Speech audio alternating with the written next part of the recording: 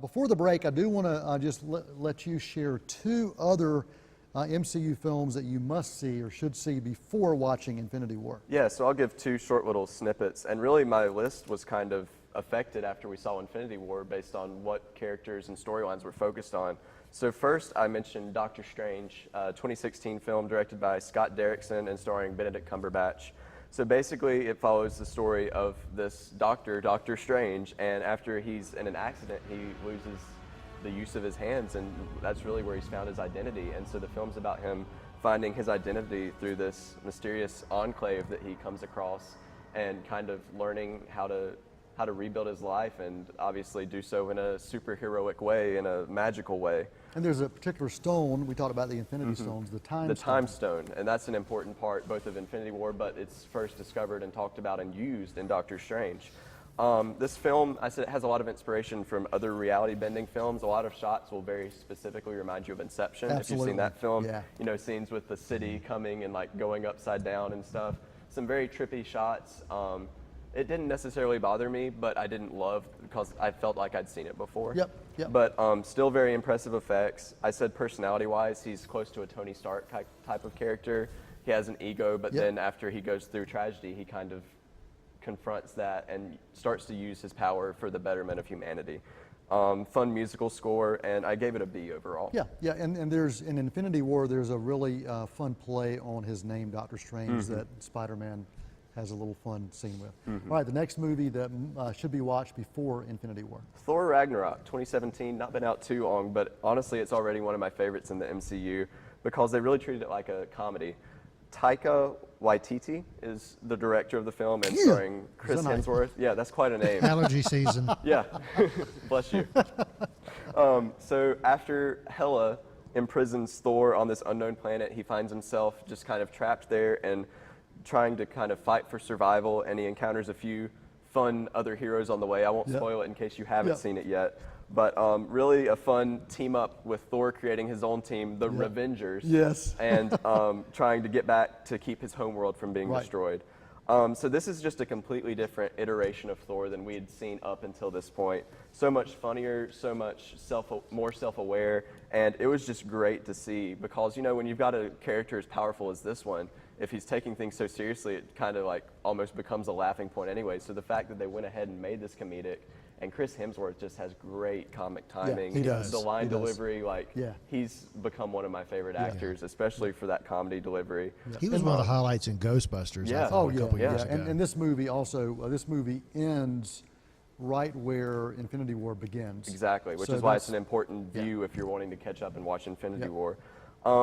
The villain was weak, which up until the last few years has been a pretty common trend in Marvel movies, but it's such a fun time that you kind of forgive that element because you laugh from start to finish. Absolutely. What rating did you give that? I gave it an A. Okay, A Loved for it. Thor Ragnarok. I gave it a really good rating as well. Thor Ragnarok.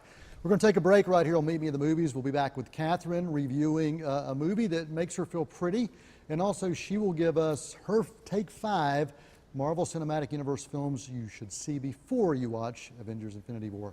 Take a quick break.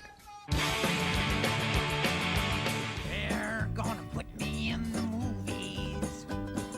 They're gonna make a big star out of me. Let's go to Take 5. Take 5, we're going to wrap up with other essential Marvel films you should see. These are MCU films before you watch Marvel's Avengers Infinity War. Kathryn, you got a chance to do some research and spent some time talking to a Marvel fan to get these 5 films. Yes, shout out to Thomas Manning for this list. I appreciate it. So he wanted me to make sure to say that this is in chronological order. Okay, perfect. So watch this in chronological order. First off is Captain America, the first Avenger. It is the Captain America origin story. And Captain America is basically the leader of the Avengers. He's kind of the glue that holds them together. So, you know, this film also introduces one of the Infinity Stones that will play a big role in the Infinity War. All right.